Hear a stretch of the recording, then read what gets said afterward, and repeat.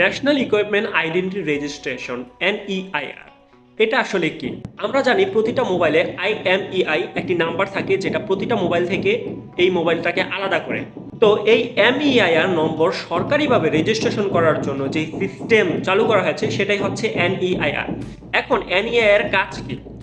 আমাদের মোবাইল যে চুরি হয়ে যায় সেই চুরি হওয়া মোবাইল বন্ধ করা এবং অবৈধ বা নকল ফোন ব্যবহার বন্ধ করা এবং বৈধভাবে আমদানি করা ফোনগুলো নিশ্চিত করা এবং সর্বশেষ নিরাপদ যে মোবাইল নেটওয়ার্ক গড়ে তোলার যে লক্ষ্যে কাজ করছে সেটাই হচ্ছে NEIR। বাংলাদেশে NEIR কেন দরকার?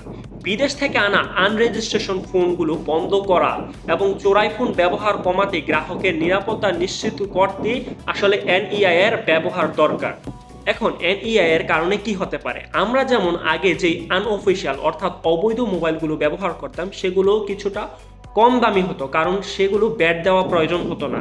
তো এখন যেহেতু NI এর আওতায় এসে পড়েছে, তার মানে প্রত্যেকটা মোবাইল কি ব্যাট দিতে হবে, সে কারণে তুলনামূলক একটু দাম বেশি পড়বে। তো তোমাদের ভিডিওটা ভালো লাগলে সাবস্ক্রাইব করে নাও।